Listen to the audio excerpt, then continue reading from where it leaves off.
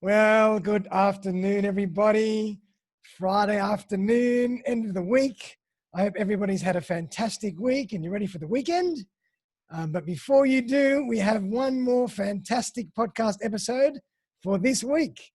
It's episode 83 of Playing with Perspective, the Suspended Animation Podcast. I'm Darren Saul, your host, and I'm here with the fabulous Paul Sheaffe. Hello, Paul. G'day, Darren. How are you? Podcast 83, it's nearly my age. Oh, my Lord.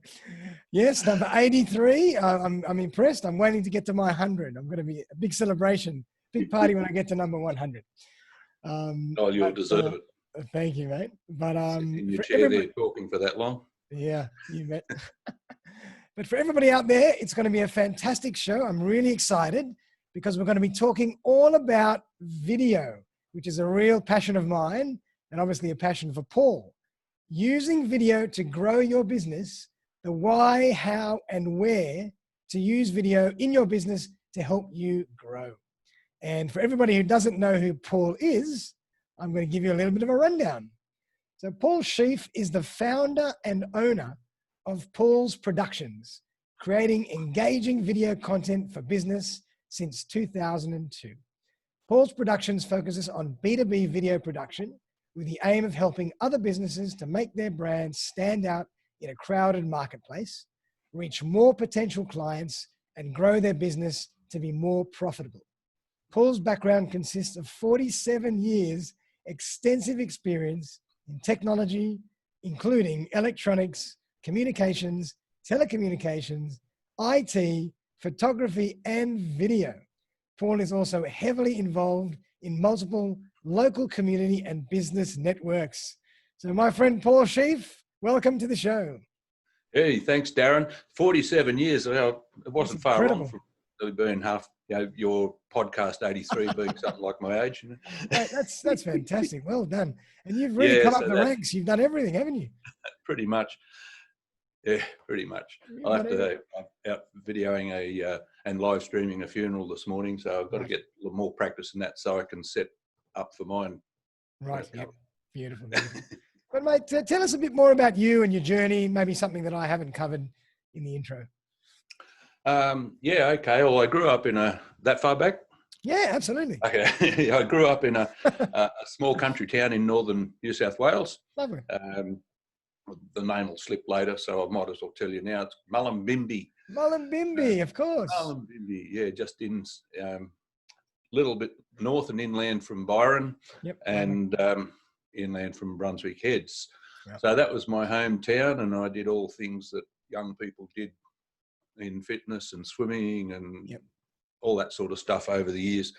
My parents had a bus company, and Mum was keen on doing floral arrangements. Dad was a horticulturist as well as running the bus company. So I grew up with a pair of Dad's overalls on with all the arms and legs rolled up, handing him spanners underneath the bus, and then getting sprayed with nitrosol and aquasol when he was fertilising all his plants. That's why I grew so much. So that was good.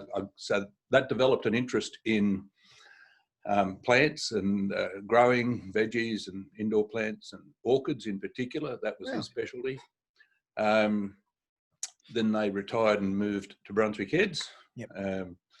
And then as a mid-teenager, of course, the surf was very attractive there. So I did a lot of surfing in the surf club. I rode the boat and paddled the ski and life-saving and swimming and all the sort of stuff that you do when you live by the beach for a few years before I came to Sydney.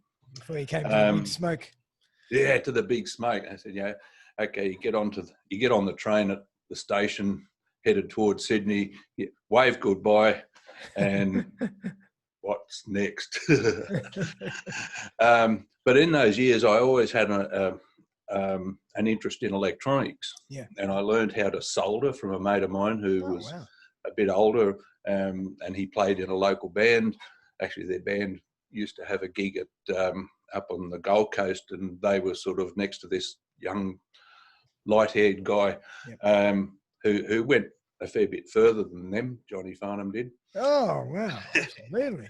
But yeah, this guy was really helpful, and he taught me to solder and do all sorts of fancy things. So I soon worked out why valves in the back of the old radio in those days glowed hot, because there's a lot of electricity in there, and I'm lucky to be here today. Yeah. So I got into a traineeship with the Postmaster General's Department. That's the old PMG, which later went on to become Telecom Australia and is now Telstra. Right, great. And I was there for 30 years. Wow. So my traineeship was about electronics and communications. Mm-hmm. So we did everything electronics and electrical communications, and then that was the tech course side of it, and in the PMG training side of it, we learned about telecommunications. Perfect. All sorts of things about telecommunications, from hanging walls on phones or phones on walls to long line transmission, making lizard juice figures on the test equipment, like the ABCs thing that goes and spins around. We produce that, and visited a lot of places right around New South Wales to test the quality of the transmission lines, the interstate lines, the Sydney, Brisbane, Sydney, Melbourne coaxial cable system, and different things like that. Gotcha. So that was really great. It was also a big party time for a lot of those years. Yeah. So that gave way then to actually getting positions where I could actually produce something sensible and be productive for the company. Yeah. And I got into data side of things, and then someone popped up this thing that they called a desktop computer. I thought, wow, okay, got to have one of them. And my first one was a clone of an Apple II. There was no hard drive, there was no floppy drive even, and you had to type on the keyboard, and you'd plug it into either a television set, or you could stick a monitor on it if you could afford that, and you'd type in your program in machine language or assembler code. Wow. And then if you wanted to save it, you'd save it out through the audio port onto a cassette tape. Right. Yeah. And then play it back in the other way. So that was my first bit of IT. So that's a fair while ago. Yeah. And then IBM produced their new series of processors, which has sort of grown right up to today. Before that, they were really proprietary and sort of didn't count much. Yeah. And I shifted from the Apple domain to PC with a IBM clone, an IBM compatible machine with a 286 processor in it, wow, and a whole, I think I had 1 meg of RAM. Well, that's it. How much you got in your phone these days? Oh, I've got, I don't know, 200 gig or something. Yeah, exactly. So that, which is for those unlearned, which is 1,000 meg a gig. So that started my career in IT. Right. And I started fiddling with them and pulling them apart and doing stuff and adding bits in and writing a bit of code, and some of my mates were doing that together as well. We started networking, and I had a Novell network, which was built for me, and the section that I worked in, and it was a 286 computer. It had a 70 megabyte. Right. 70 megabyte hard drive. Wow. That everyone connected to. Wow. And from there, I went into doing Unix systems and really starting to get serious now. I actually did all the training in Unix, and the more training I did, the more I hated Unix. Yeah. I couldn't wait to get away from that. But I managed these Unix systems for quite a few years, but I didn't have to touch them too much because we grew, and I had a whole staff that would do that. And the system that we started with, I didn't design it, but I helped install it and manage it. It eventually became a national system. Mm-hmm. And we had a lot of data lines in and out. We had these Unix boxes in a computer room that I designed and built. and then another one that was bigger in an office building in the city, and then eventually migrated the whole lot of mine, plus all the other capital cities that had the same, into data centre, where Telstra's mainframe type systems live. So I got a bit of a fiddle with everything that sort of goes on in that space as well. Then I saw a job and I went for it. Actually, I had one other little, a few months of a project management job, which was interesting because the scale of IT, there was a mainframe system. For the people that don't know, a mainframe system is the massive computer behemoth thing. Yes. Looks like rows and rows of fridges all sitting connected to each other. Looked like a bit of a maze. It would probably take up a whole room. It can take up a whole room. Yeah, probably about a quarter of the size of my house. Yeah. But that doesn't include the disk. The disk was actually in what they call a disk farm, sort of next to it, where each disk drive is about the size of a small bar fridge or a washing machine. And there were rows and rows and rows and rows. In total, I'd say it was probably about 1.5 tennis court size. Wow. That was the disk farm. That was just a disk farm. It was costing a bomb to maintain this thing. So someone had designed a Unix system that would take over the processing of the applications that this thing did. And I got the task to project manage the implementation, not my design. Remember, I hated Unix. Didn't have to have anything to do with Unix there, but I project managed this. Yep. So, and you hadn't touched video up to this point at all, had you? No. Apart from borrowing a camera from work a few years earlier and taking it home to video my kids when they were little. Right. And the deal was you buy your own tape, video your kids, and then take the camera back on Monday and put it back in the cupboard. So you always had a passion for video from way back? Yeah, and I also had a passion for photography. Oh, good. Because my father's is going back again to when I was about this high. Yep. My father taught me to make a photograph. Nice. Well done. I'm glad you said that because I'm a photographer. And when I learned photography, my teacher, Marco Bock, if Marco's ever listening, Marco said to me, a photographer makes a photograph, doesn't take a photograph. They're two very different things. Exactly. So he had an SLR with 2 lenses. Yep. It was a Praktica, probably vintage 1950-ish. Yep. Well before I was born. He was in a camera club. Yep. And of course they used slides in those days. And the camera club would go out, or he and some of his mates would go out and they'd sit on the top of a bus. And we had a bus company. They'd park up on the top of a hill and climb up on the roof of the bus and sit to wait for the sun to come out. Yep. Come up and see who could make the best photograph. Exactly. Stuff like that. So he taught me how to use that. Totally manual, of course, nothing automatic. There's no big aim. You set you get your light. It's a mouse, but we'll pretend it's a light reader.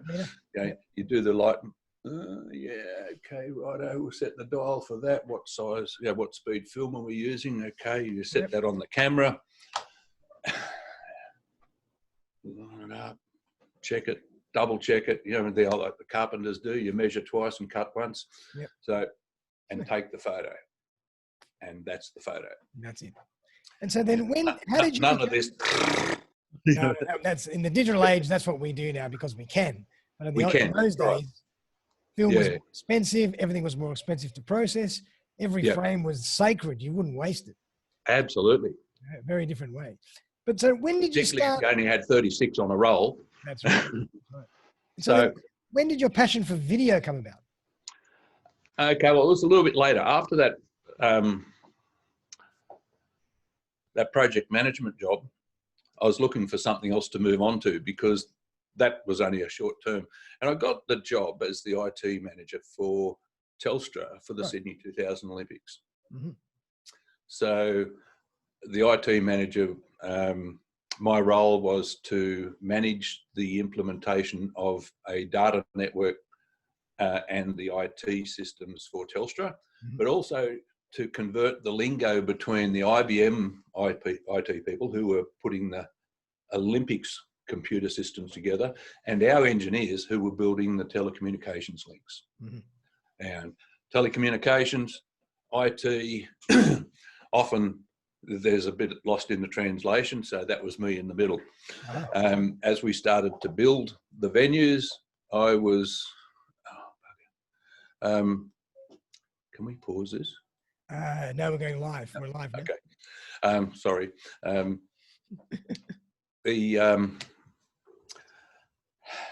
Yes, as we started to build the venues, I had to report on all of the venues' security and take photographs, and in some cases I took some video. Gotcha. Because we had some really high-level requirements that had never been done before. Right. And our security people said, no, you can't do that. And I said, well, we will. We need you to help us do it. No, you're not allowed to. So you're telling us that we can't run the Sydney 2000 Olympics. We're cancelling the Olympics. Oh, boy. Well, can't you do something else? No. We're the telecommunications sponsor. We need basically a Telstra shop in a tent. Oh, my God. Out in the middle of the paddock, you know. Golly. No, you're not allowed to do that. I said, well, you work out a way. Anyway, so that's what we did. So I was photographing cable tunnels and channels and all sorts of things, you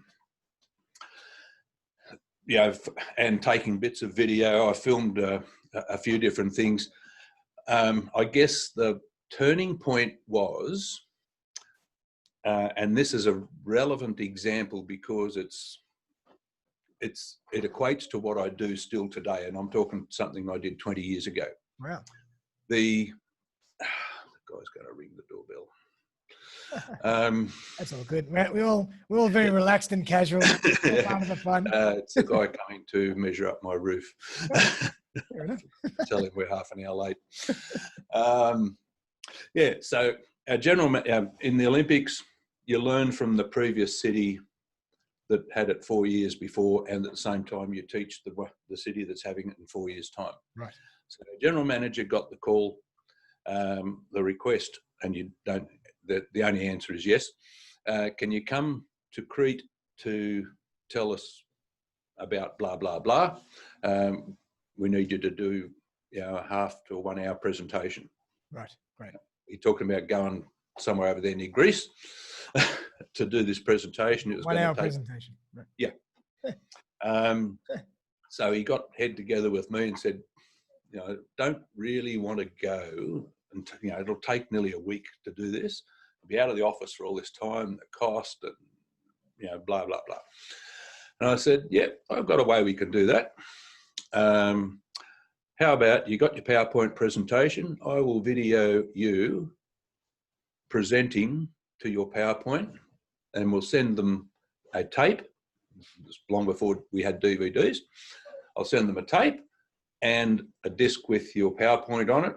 We need them we send them instructions. You need 2 TVs. You're going to play the tape on this TV, and whenever you give the magic signal, you'll advance the slides on the monitor next door to it. Gotcha. He said, good. So we started out on the balcony. We're on the top floor of a big city building, and he started there. The view behind me is, you know, he introduced himself. The view behind me is actually the venue for the sailing in the Sydney 2000 Olympics. And we looked down and we could see right down the harbour. You know, what a beautiful opening shot. So, and then we went inside and he stood up and he did his presentation. We sent it off, and then we sat in his office with our feet up having a cuppa. And then they did a conference call, and he answered questions for half an hour. Right. How cool is that? Now, Right. that was 20 years ago. Yep. And from that point, I thought, yeah, I could do this. What do you mean I could do it? I just did it. And so after the Olympics, and we put the cat out and turned the lights off, and I started Paul's Productions. Fantastic. Wow. So that was 2002, wasn't it? 2002. Yeah, I had another 18-month project after putting that cat out, and went to play with a couple of guys next door for 18 months. Then I got another chance when the CEO was trying to make the budget look right in the last week of the financial year. Yeah. Tap her on the shoulder, bring your wheelbarrow and fill it up with bullion, and off you go. So, so that was, by that time I had everything set up. I started doing telecommunications, IT, photography, video. Yep. I built websites. I would install or have it, sell big pond internet. Remember, who can remember when broadband first came in? Yeah, I can barely remember. It was in the late 90s. Yeah. Because I got installed the very first big pond cable internet connection into my office in the city. As soon as it was announced, I said, I want one here. So it was while I was working in the Olympics unit. But I could do a connection for a business. I could do their landline phones. I could do their mobile phones, sell them computers, build a network, all of the hardware they wanted, basically, if they moved into an empty office, except the desk, the chairs, the furnishings. Perfect. And do all of that, as well as build their website, take photos, make videos, and gradually do their social media as it was coming around as well. Now, I soon worked out that it's really difficult to keep a track of IT and video because both are moving so quick. That's right. So guess which one I ditched? IT. Yeah. Everything IT and all of that, totally ditched it. But that's my background. Wow. And it all goes to serve where what I do now and how I go about it and how I plan and put together a video for a business. Thinking about all of those things and the communications and how are we going to communicate the message of the business. Exactly. So I even gave up doing B2C type work, with the exception of funerals, which we'll talk about later. I did that one this morning. Because I want to work with a business because we can grow their business if we use the right type of video, used strategically in their marketing. But actually, let's just take one step back before we get into that. Why is video so important these days? Why should we use video? Because Google loves video, and so do people. Right. So let's talk about a website, because that's the most common thing, but it could be somewhere else. When there's a video on a website, Google, a good one, Google has a greater chance of finding it, indexing that site, and helping to rank that site. So video is good for SEO, is it? It's great for SEO. Right. Remember that Google is the biggest search engine. Yep. And YouTube is the second biggest search engine. Yep. That's and right. YouTube is owned by, Google. Guess, Google, yes. Oh, of course. So if you're using video in that sort of situation, so Google finds it, helps your site get found. So what happens when someone finds your site and they come to it?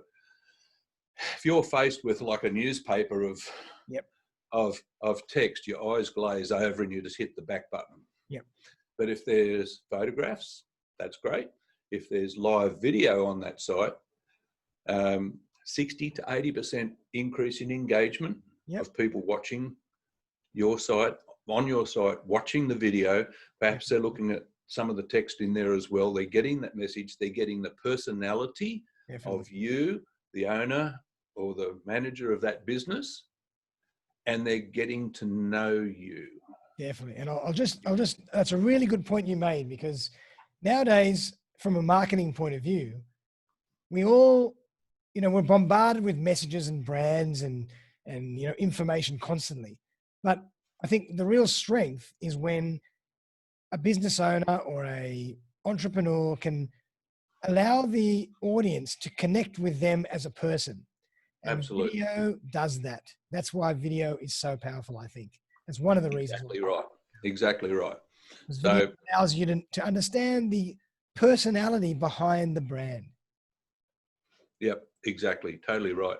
And whether it's a website or other social media, whether it's customers, members of an organization, which we can talk a little about some of those different types of things. So it allows the viewer to get to know you, eventually become to like you, and we'll talk a little bit later about how they can get to trust you. Definitely. And who do we buy from? Do we just, I'm constantly getting fridge magnets and flyers and stuff in the letterbox. Yep. But if I ask someone, if I want someone to mow me lawns or a cleaner, I'd rather ask somebody, have you got a cleaner and are they any good? That's right. That's right. I'm looking for that testimonial. That's right. Yeah, but they're really dear. Yeah, and actually I had someone do a first clean yesterday from someone that I know, like, and trust. So I know that I'd be getting a good referral. Yeah, absolutely. So how do we do that to someone we don't know? And if we find someone on the website, so we've got to go through that process. We need to connect to the people, as you say, so they get to know you through your personality. They find out that you are experienced and expert in solving a problem that you have. Yes. Otherwise, you're not there to play tiddlywinks. That's right. You must have a problem. I've got a leaking tap or a burst water main. I'm looking for a plumber, and looking for a plumber that's reliable. That's reasonable. Hey, my last plumber died. I just filmed his funeral. So I need a new plumber. So if I'm looking at a couple of websites, if it hasn't got video on it, it's going to be really hard. Definitely. To get that, Yeah. So what do you say to people then that say, oh, I don't like being in front of the camera. I don't like the way I look. I don't like talking to the camera. What do you say to those people? You want to see a goose in front of a camera? Hi. Most people that see me out here say, get back behind the camera where you belong. I know it can be awkward. It's a case of practice, and I coach people to be able to present fairly well in front of the camera. And the more they practice it and the more we work together, the more at ease they can become. I help them work on a script if they need it. Some people don't need it. They just come in, right, I know what I'm going to say, bang, out it goes. I help them work on a script. I help them with a little bit of SEO on their scripting as well. It'd be better if you use this word or that word. Yep, good. Because if we've recorded them talking about their business, it's also good SEO to get a transcript of what they said and put that into the system as well for the SEO. But so I work with them on that. They practice it. We do have a few dry runs and we have a number of takes, and then we'll use the magic tool, the teleprompter. I'm not using here today, but the teleprompter. That makes you look straight into the camera, don't you? You look straight into the camera and the words just roll past, just there.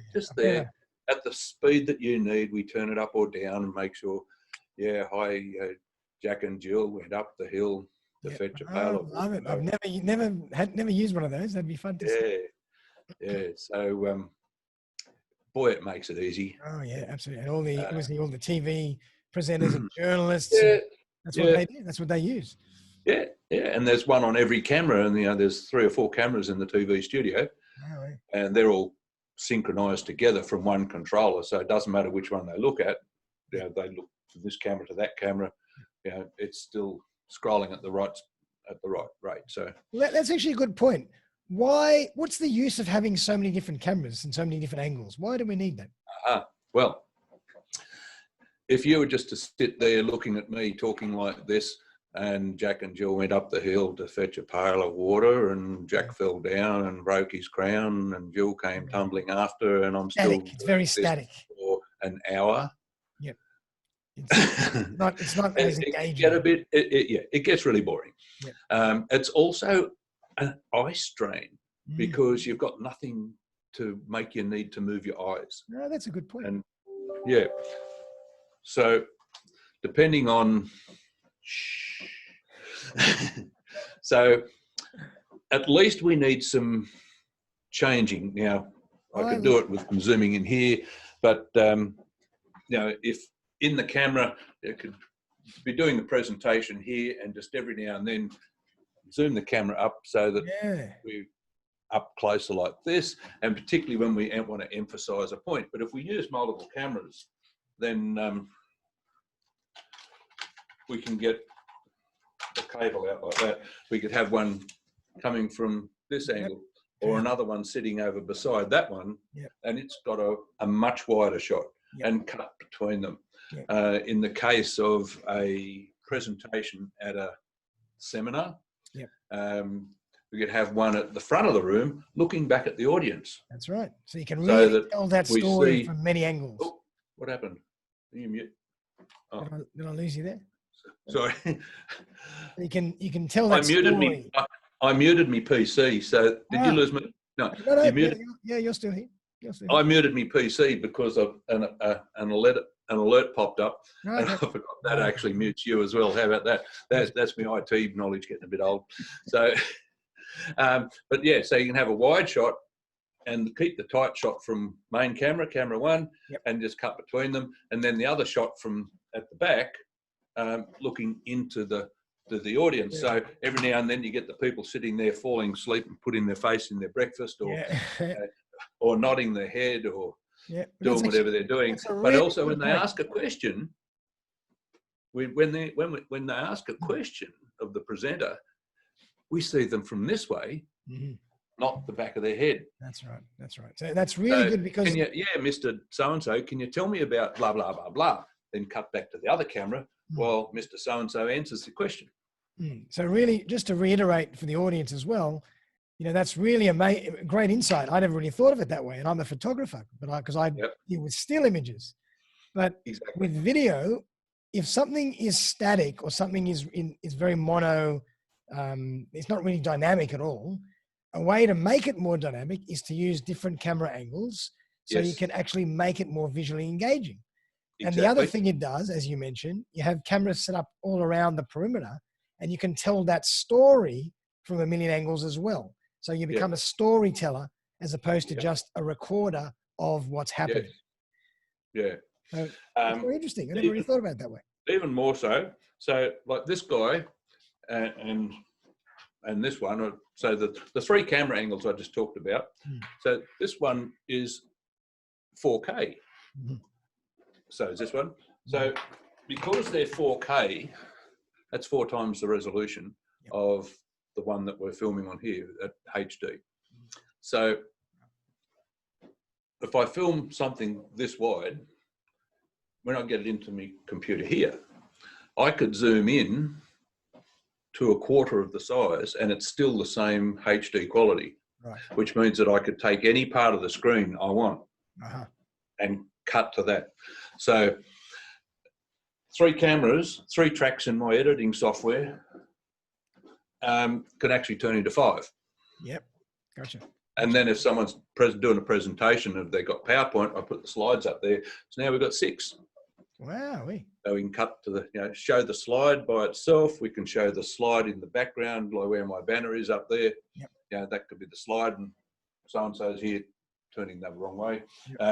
Just, pointing out stuff on that, and then zoom in tight, and then a wide shot of the it's all about the editing and directing it. Hang on.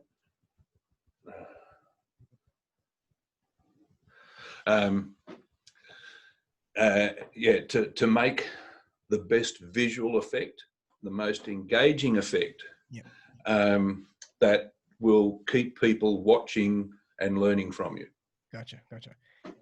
And in terms of, I want to really give as much benefit for people that want to use video for corporate use and to really build their business. So is there any magic pill for video on, any style of video that everybody should have on their website? Or is there any particular page they should have a video? Or is it really very subjective? How do people really use video to build their business? I have a formula, a philosophy about the types of videos and where to put them on your website. The short answer is no. There is no magic pill, one single video. There are 3 different types of video that need to be used in different places. Right. Okay, great. On a website we're talking about. On the welcome page, the home page, it's the place where you welcome people to your site, to your business, as if you were greeting them in the foyer. When someone's sort of sticking their head in. You have had that thing happen, you're putting your head in a shop, but you're not wanting to go in. Yeah. Or you're looking through the window and someone beckons you in. Yeah. And you think, no, I don't want to go in and look because he'll think he's got me and he's going to try and sell me something, Yeah. But we don't want to try and sell someone something as soon as they go to your website. That's right. We want to tell them who you are and what you do, and how you can solve a problem.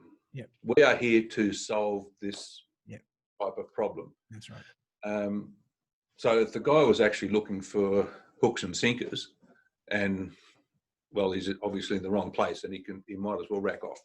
So, but okay, I want to grow my business, and people aren't connecting on my website. So it's very short.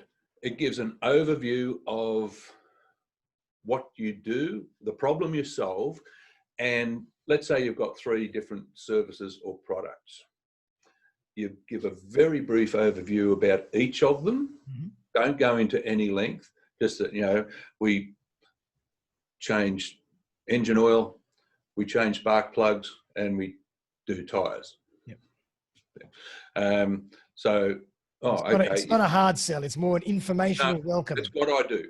Because I was looking for somewhere to get my tyres checked and see what sort of tyres. So I'm going to go to the page about tyres. I couldn't give a rat's about changing sump oil and stuff like that, using that example. And you can apply the same sort of idea to, say, an accountant or a financial advisor.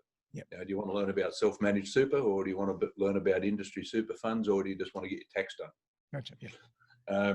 So where is my problem? Tyres. So when I go there, then the video, so that first video is only 60 seconds. Okay, just a quick one.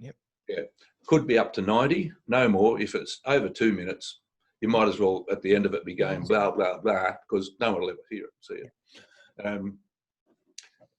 On the tyres page, someone's gone there because they want to know about tyres. Gotcha. So you tell them how you solve people's problems about tyres. And to use an example that I've used many times, the service shop down the road here says, because we're close to the Royal National Park, we are experts in tyres, and we sell, service and maintain the tyres for peak performance. But did you know that in the Royal National Park, the roads are the roughest of anywhere in Sydney, in the Greater Sydney area, and the incidence of punctures is the greatest incidence of anywhere in this area? Right. Did you also know that cell phone coverage is the worst in the Royal National Park? I'm just making this up, but you get the idea. And there are a lot of black dead spots on the main roads. do you live in the Royal National Park or travel through the Royal National Park to work in southern Sydney or the city? Mm-hmm. What would you do if you're coming home late one night and you've got a puncture and you're in one of those spots where the cell phone coverage? Oh, very clever. Do you know how to change a tyre? Mm-hmm. You can't call for help. Mm-hmm. Let us show you how to change a tyre. Nice. Yeah. So, no, I know how to change a tyre. I don't need to do that. But, someone a bit younger and perhaps a bit more petite might not know how to change a tyre. And, think, it's pretty dangerous at night in all that bush. I just want to get out of there. So for the next 5 or 6 minutes, you could be demonstrating how to change a tyre. Gotcha. So something that's very educational now as well. Exactly. So, and I've filmed couple of the local car dealers up the road doing a demonstration for their customers on how to change a tyre. So that type of thing added in here is giving the viewer knowledge, showing them your knowledge and the willingness to pass on your knowledge to them. Nice. And we're moving along that path of know, trust. That's right. And video is such a powerful medium we're moving along that path. Yep. So you finish it up with, I hope you never need to change a tyre out there like that, and when you haven't got coverage. But if you did, I hope now you will know how to do it. And then come in and see us, and we'll fix your puncture, and we'll go over all your other tyres and give you a safety report. Lovely. Oh wow. And then if you buy your tyres from us, we're also going to give you, we have competitive prices on all the top brands, and we'll give you free wheel balance every year and rotation. Lovely, right. For the life of the tyres. So that's the second video. Now what about the third video? So the person says, okay, this joint has shown me how to do that, but how do I know they're not, how do I know that they're really legit? We need some social proof. Gotcha, I like that. And for that, on the same page, we have a testimonial from someone who has bought their tyres there. Love it.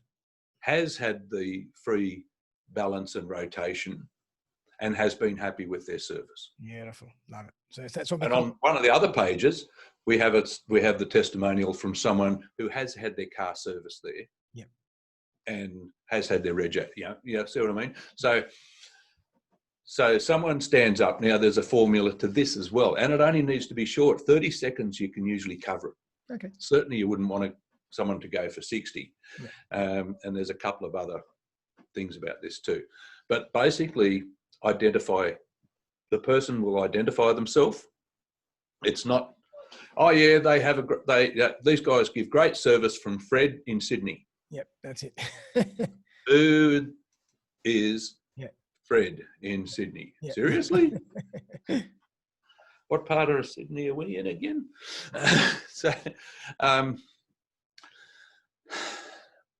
Hi, my name's Paul Sheaffe. I live in the Sutherland Shire, and my business is Paul's Productions, and I create engaging video content for business. And my car has done 140,000 kilometres, and of course, like every other car, I need tyres. So recently, I went down to my local shop down there, and they showed me their range. I had an idea of what I wanted. They matched the tyres to my driving conditions and the type of vehicle, and et cetera, et cetera, et cetera. I was really happy with their service. They called me back to make sure that I was okay on the day that, for the appointment and stuff like that. And yes, they did offer and carried through with the free rotation and wheel balance. And I'll be certainly going back to them in a couple of years when these ones have worn out.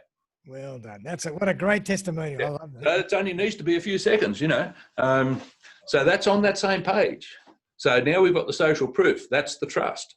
Yep. So what more can you do to attract somebody? That's right.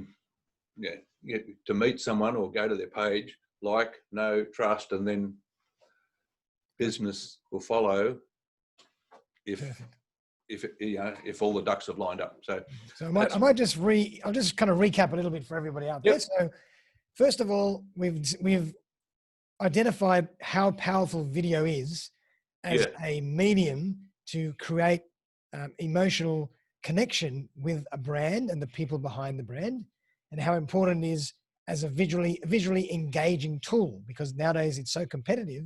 Our attention is being competed with nonstop. We need to have something to catch us, grab us quickly, and you can't beat video.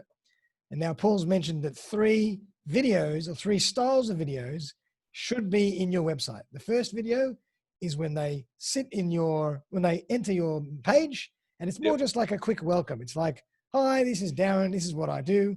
Come and check out the rest of our website. It's not a hard sell. Second video is a little bit more detail about what you do, and a little bit more education about maybe a way that you can solve your problem in a different way, or something else that you can do to help you on your journey, something that actually gives you value.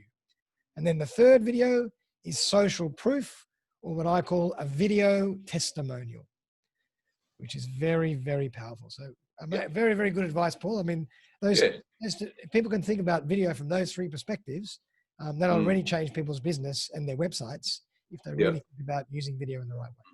And if a business doesn't have any video in their website,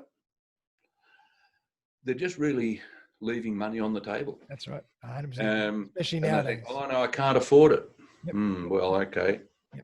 It's an investment. And I heard today that 82% of posts on social media by 2022 or something will be video. Yep. And it's getting close to that now. There you go. Isn't it? Yeah. A few years ago, the thing was, oh, you've got to be in video. It's the thing of the future. It's no longer a thing of the future. No way. It's not only a thing of now, it's a thing of the past already. That's right. The time to get into the best time to get into video was 5 years ago. Well, you know what the second best time is? Now. Today. That's right. 100%. Yeah. 100%. And so tell us a bit about your work, with funerals. I mean, a bit of a niche you have there in funerals. What's the story with that? Yeah. Well, it was my pivot with the COVID restrictions, because my mate ScoMo said, people don't stop dying. We can't stop people dying. Right. But his word was horrible. That it's horrible that people can't gather in the numbers that they want to or need to or were able to before to farewell someone in the manner that they want to. Right. And I thought, well, hang on. I've actually been recording funerals and memorial services and, huge gatherings, small gatherings for friends and friends of friends and people through our church for over 15 years. Wow. But it wasn't on the menu. I thought, well, there you go. People don't stop dying. They can only have 10 people in a funeral service. I can help out with that. So I got about and put it on the menu. I bought a device to allow me to live stream as well. Yep. We're actually using it today because my big camera is plugged into my computer. Yep. So I thought I can go out and I can help these families who are stuck not being able to have their family and friends travel from interstate or internationally and gather together to farewell mum or dad or their loved ones. That's right. Yeah. Have I frozen? Yeah, you froze there for a second. Maybe you've... There we go, you're back. There we go. Okay. Okay, that's weird. So that's what I do. So that's fantastic. Streaming, my shape's gone funny. Yeah, it's slightly less wide angle now. Yeah. Okay. So live streaming is great because you can comply with all the restrictions. Yep. only have a few present. Family and friends around the whole world can be online and participate in the next best possible way other than actually being there on the day. Fantastic. Well, so that's the live stream, and the recording, the high quality recording, which I can put up in a Dropbox or a OneDrive folder soon after, gives those that couldn't get to the live stream the opportunity to watch it again, and it's also a permanent keepsake for the family. That's right. to help celebrate that life. In the case of today's, they chose for the bells and whistles version, so we live streamed a single camera at the church, but I had 3 cameras set up in the sort of manner that I talked to you about before. And over the next few days, I'll actually cut between the 3 different cameras to produce that more engaging. And we'll see the fronts of the people that are sitting in the front few rows of the pews, instead of just backs of heads. So, and then at the graveside, we trundled out there and live streamed. Fairly short service there, but it was live streamed, so people could attend as well. In the church, we had up to 20 connections on that live stream simultaneously. Goodness knows how many people may have been sitting at each of those places. Could have been one, could have been a family of multiples. That's a heap of people that could not come to Sydney or be allowed in the church because of the spacing. They're only allowed maximum. Fantastic service. Brilliant. I love it. Yeah. So that's what I do. And I'm passionate about helping people and families in that time of their life and death, when otherwise they're just up against the wall saying, what do we do? Grandpa had 15 grandchildren. We're only allowed 10 people at the funeral. That's right. Yeah, good point. He's got 6 kids and partners who can't bring their partner, their husband or their wife, to grandpa, to dad's funeral. It is tough. It's horrible. It is horrible. And the numbers are up now, but still, the church I was at there, they had big signs up.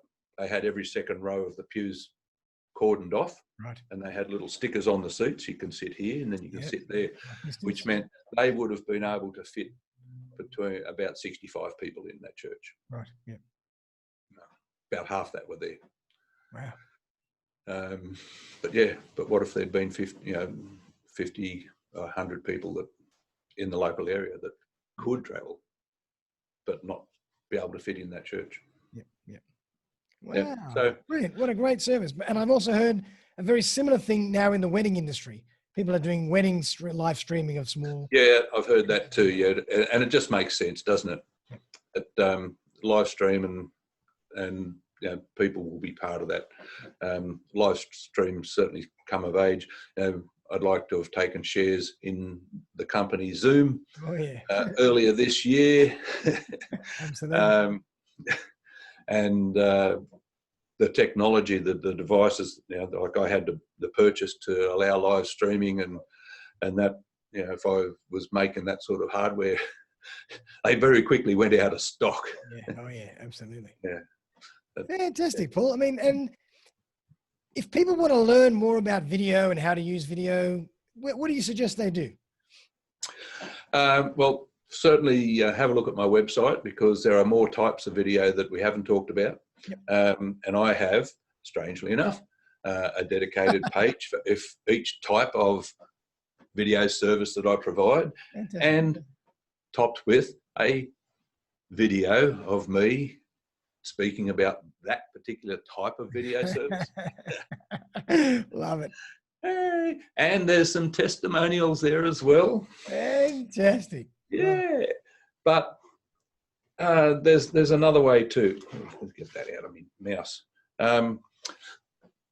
a colleague and I got together a couple of years ago, and he specialises in marketing, CRMs, lead conversion, and the likes. And he saw what I did. I made a video for him and his business, and he said, "This is really something special. We should work together on a project." Right.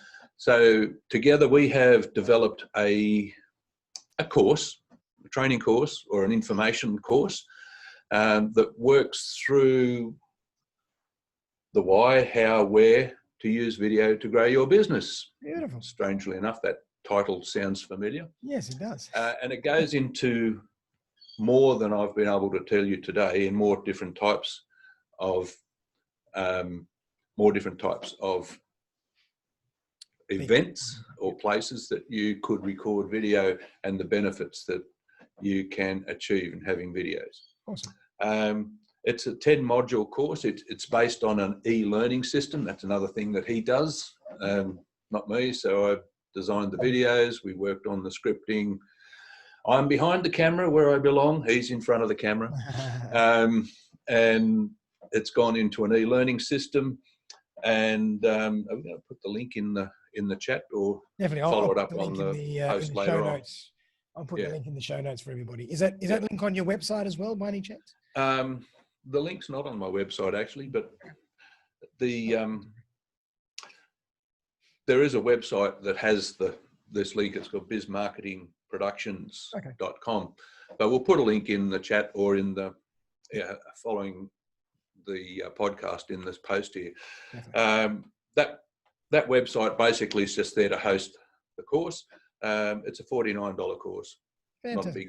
Not a big spend. Very, very good value for money. Yeah, and if you work through the course and you get to the end of it, then there's a special offer where you can have us work with you at a huge discount. Oh, fantastic. So, but you got to work through the course. You got to earn it. You have to earn it first. Yeah. When you know what you want to know. Yep. Yeah. So there's a special offer there. Oh, sensational. And now, if people want to find out more about you and what you do and how to get in touch with you to do any work, what's the best way to do it? My website's there, paulsproductions.com. I'm on Facebook in the silly pages, as well as a business page, and I'm all over LinkedIn. Fantastic. Paul Sheaffe on LinkedIn, Paul's Productions on Facebook. Beautiful. Awesome. So they're the only social medias that I engage in, and I concentrate on them instead of scattering far and wide into all the other stuff. Oh, look, three of the big ones. So I think that's a good one. And that's amazing. And I'll put, for everybody out there, I'll put all these links as well in the show notes. So after the show, you can always just click away and you can find out what Paul does, and you can also access the courses that he provides, and you can learn about how to use video to really build your business. But Paul, that's been amazing. Like, really appreciate your time, and you've given us hard to scratch the surface. It's been fun. Absolutely, you've given us amazing insight into small insight into the psychology behind video, and how why video is so important these days to build your business, and how to start actually using video, how to execute with video to actually do that on your website. So amazing. Yeah. There's one thing that, taking us back to our conversation about making a photograph and the techniques involved around making a photograph from a photographer, many of them follow through to video, and the use of a professional or a skilled person with good equipment. And mind you, our phones are pretty good equipment these days too. Are necessary if you want to convey the quality of your business and reflect it in your message to the people who you want to connect with. Absolutely. Someone who's got a trained eye. You want a business card. Do you have a nice business card like this, or one on a piece of cardboard like this? Pull up banner, signage on the car, Do you just grab a spray can and do it yourself? But a lot of businesses make the mistake of phone up here, selfie, walking along the beachfront, talking to the phone, wobble cam, ramble cam, waffle cam, horrible cam. Totally agree. There's places for that. Someone with a trained eye and someone that knows how to really get the best out of the situation. Absolutely. To allow you to put your best foot forward is very important.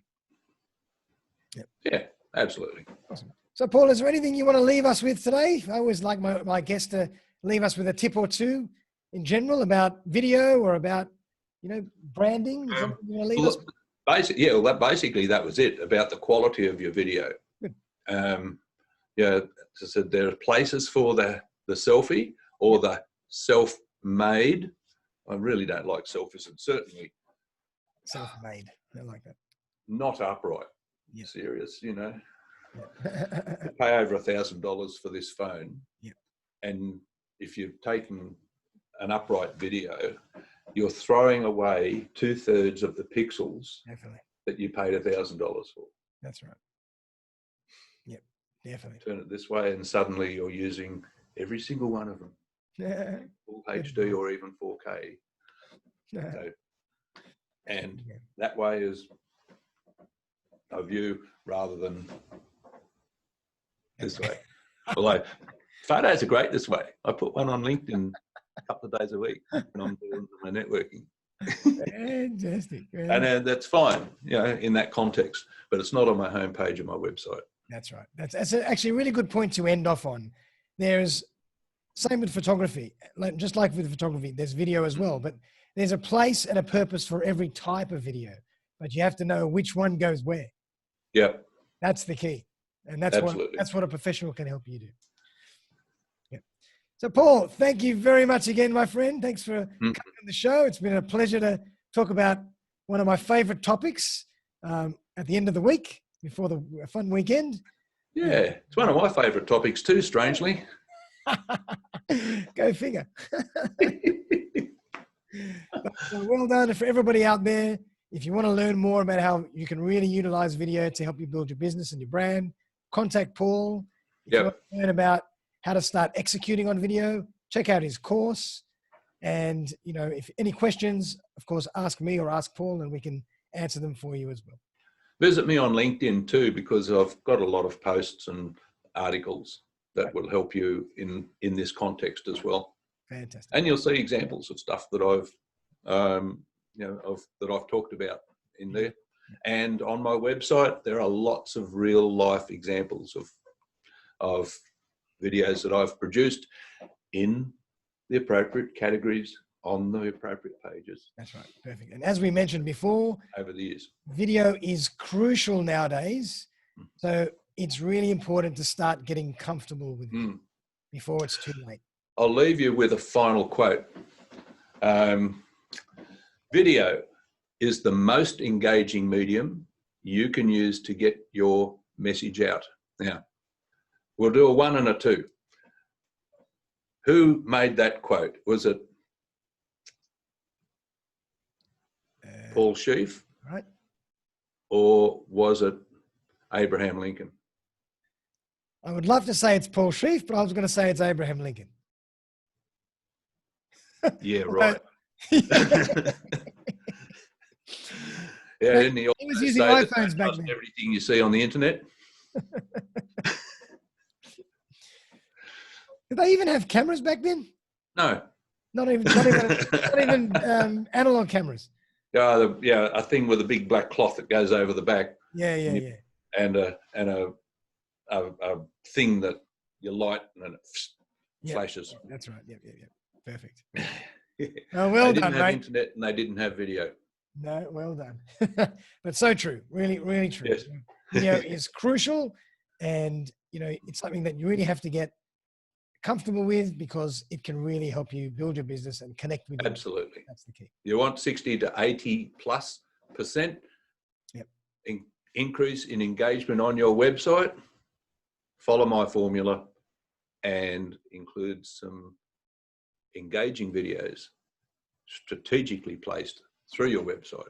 Yep, definitely. Well, Paul, thank you very much again. And for all the audience out there, have a fantastic weekend. And we'll see you next week for another episode of the podcast. Thanks again, Paul. Absolutely wonderful. Thank you, sir. My pleasure, mate.